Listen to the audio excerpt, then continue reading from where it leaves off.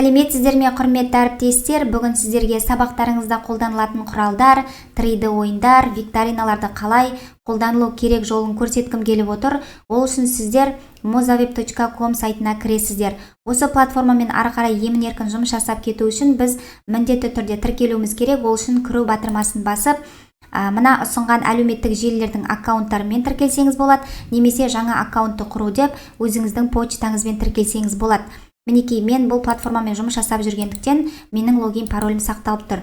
Мінекей, кіру батырмасын басамын. Басқаннан кейін жоғарғы жақта мінекей медиа деген бар.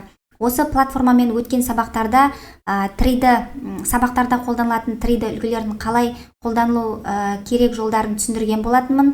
Осы жолы мен осы платформаның тағы да басқа қандай мүмкіндіктері бар екенін көрсеткім келіп отыр. Мінекей, медиаға барасыз, барғаннан кейін құрал ойындар деген бар. Үстінен бір рет шерту арқылы осы ойындарға кіретін боламыз. Мінекей, осы платформаның ұсынған көптеген тапсырмалары бар. Әсіресе бастауыш сыныптарға өте керемет тапсырмалар. Қазақ тілінде және орыс тіліндегі тапсырмалар бар. Тіркеліп, өздеріңіз сабақтарыңызда тиімді қолдансаңыздар болады. Мінекей, жоғарғы жағында математика, физика, химия, тарих, география, биология, музыка, тіл сабақтарына арналған ойындар және 3D ойындары бар. Өздеріңіз тіркеліп, кіріп қарап көрсеңіздер, өте керемет, мүмкіндіктері көп платформа. Мінекей, 3D мәзірін басамын. Осы басқаннан кейін бізде экранда осындай хабарлама келеді. Яғни сіз 5 тапсырманы, яғни 5 ойын түрін сіз бір аптаның ішінде қолдана аласыз. Бір апта өткеннен кейін тағы да сізге 5 түрін қолдануға мүмкіндік аласыз. Мінекей, 3D-ні ашудың үстінен басамын. Басқаннан кейін бізде загрузка жүретін болады. Бұл ойын түрлерін қай кезде қолданамыз? Өзіміздің сабақтарымызда, ашық сабақтарымызда, немесе сабақтан тыс іс-шаралар өткізген кезде қолдансаңыз өте керемет тапсырмалары. Бұл жерде барлық зат дайын, ешқандай ештеңені салмайсыз. Дайын түрінде тек оқушыларға көрсетіп, сабақтарыңызда көрсетсеңіз болады. Өте қызықты балалар үшін. Жаңағы 3D модельде ойын түрлері де бар. Қазір көрсететін боламын сіздерге. Мінекей, загрузка жүріп болғаннан кейін бізде жаңағы ойындардың түрлері ашылатын болады. Мінекей, қараңыздар, өте керемет. Міне экранды үлкейтеміз. Мінекей, өнердің үстінен басқан кезде жаңағы келесі бетке өтеді. Қараңыздар, өте керемет. Өнер сабағына арналған кез келген жаңағы тақырыптың үстінен басу арқылы сіз 3D модельде көре аласыз және 3D модельде тапсырмаларды оқушылармен бірге орындай аласыз. Өте керемет. Мінекей, астында келесі сабақтарға өту жаңағы кнопкалар бар. Ежелгі дүние деген бар, орта ғасыр тарих, мінекей, жаңа заман, қазіргі заман, техника, көлік жүргізу. Мінекей, үстінен бассаңыз келесі бетке өтеді. Өте керемет. Қараңыздар, тақырыптары да өте керемет. Осы жерден бір тақырыпты таңдау арқылы сіздер өзіңіздің сабақтарыңызда қолдана аласыздар. Көлік жүргізу, мінекей, экономика, география, жануарлар дүниесі, адам, органикалық химия, неорганикалық химия, мінекей, жалпы химия дейді. Физика сабақтарына арналған өте керемет тапсырмалар, 3D модельдегі тапсырмалар бар. Үстінен басасыз, басқаннан кейін мінекей тақырыптарға өтесіз. Өзіңіздің сабақтарыңызда қолданылатын тақырыпты ашып, көріп, ішіндегі тапсырмаларды орындай аласыз. Мінекей, математика сабағы. Енді осы жерден қазір бір үлгіні көрсететін боламын. Мінекей, математиканың үстінен бассаңыз келесі бетке өтетін болады.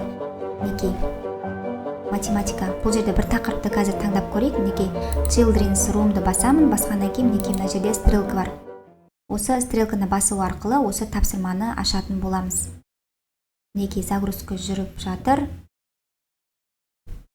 Загрузка жүріп болғаннан кейін осы жаңағы 3D модельдегі тапсырмамыз ашылады. Мінекей, қараңыздар, өте керемет. Бала бөлмесі дейді. Бұл жерде мышканың көмегімен сіздер барлық жағын көре аласыз. Жақындатып ішін көре аласыз, жақындатып мына техникаларды көрсеңіз болады. Мінекей, өте керемет. Енді асты жағында үстінен қарағанда деген бар, бөлме деген бар, мінекей, жоспар деген бар, мінекей, үстіңгі көрініс деген бар. Өте қызықты балалар үшін. Интерьер мен ойын деген бар. Мінекей, қазір осы ойынды қалай ойнайтынын сіздерге түсіндіріп өтемін. Мінекей жоғарыда тапсырма деген бар, жобада көрсетілген затты тап дейді.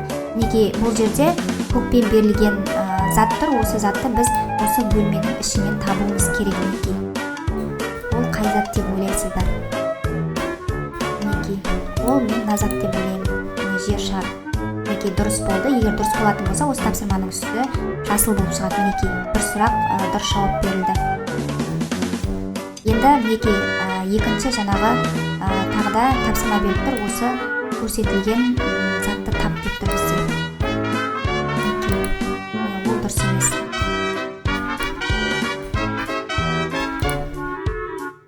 Мінекей балаларға өте қызықты, осылай тапсырмалар беріледі. Мінекей 5 тапсырма бар. Сабақтарда қолдансаңыз өте қызықты. Енді бұл бір сабаққа арналған. Енді қазір тағы да екінші сабаққа арналған тапсырмаларды көрсететін боламын. Мінекей өте керемет тапсырмалары сабақтарыңызда міндетті түрде қолданып көріңіздер. Мінекей трейдіні айналдыру деген бар, осыны қазір қолданып көретін боламыз. Мінекей бұл жерде бізде хабарлама шықты. Енді біз тағы да 3 ойын түрін қолдана аламыз. Трейдіні ашу дегенді ашамыз. Бұл жерде тағы да загрузка жүретін болады. Мінекей сабақтарыңызда қолдансаңыздар өте керемет. Интерактивті орындасаңыздар да балаға өте қызықты. Мінекей загрузка жүріп болғанша күтесіз. Бұл интернеттің жылдамдығына да байланысты. Кез келген сабақтарда қолдануға болады. Мінекей қараңыздар өте керемет. Бұл жерде міне экранды үлкейтейік қазір. Трейдіні айналдыру дейді. Осы жаңа берілген тапсырманы айналдыру арқылы біз қазір құрастыратын боламыз. Күрделілік деңгейі жеңіл, озық, кәсіби дейді. Осы жерден мысалға біз жеңіл түрін таңдап көрейік. Бізге мысалға мынадай жаңағы не беріп тұр, здания беріп тұр. Осыны біз қазір мышканың көмегімен құрастыратын боламыз. Өте керемет, балалар үшін өте қызықты. Қараңыздар. Бұл жерде жаңағы мышканың көмегімен осы зданияны біз қазір құрастырып шығатын боламыз. Қараңыздар. Мінекей өте қызықты бала үшін.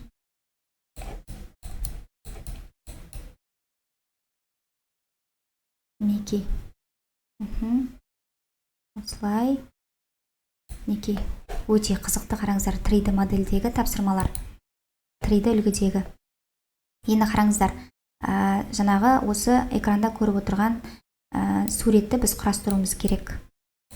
Мінекей мышканың көмегімен тек қана осы тұрған суреттерді мышканың көмегімен құрастыру арқылы осындай біз жаңағы суреттегі тұрған құралды құрастырып шықтық. Мінекей балаға өте қызықты. Қараңыздар, өте керемет. Тек мышканың көмегімен, мышканы дұрыс қолдансаңыздар болғаны. Мінекей бала үшін өте керемет тапсырма деп ойлаймын. Мінекей бұл тағы бір үлгі. Енді қазір тағы бір үлгіні көрсете кетейін. Мінекей трейді мозаика дейді. Осының үстіне басқан кезде бізде жаңағы екі үлгіні қолдануға болады деген хабарлама келді. Трейдінің үстінен басамын, басқан кезде загрузка жүретін болады. Мінекей бізде келесі ойынымыз шықты. Қараңыздар, экранды үлкейтемін. Бұл жерде бізде күрделілік деңгейі деп тұр. Жеңіл, озық, кәсіби. Жеңіл түрін таңдап көрейік. Қараңыздар, өте керемет. Трейді модельде жаңағы осы фигураларды қазір құрастыратын боламыз. Өте керемет, бала үшін өте қызықты. Қазір осы ойынды құрастырамыз. Мінекей мына жерге алып келемін. Сосын үсті қайсы мына фигура болу керек. Мышканың көмегімен осының үстіне алып келетін боламыз қазір. Мінекей осылай. Енді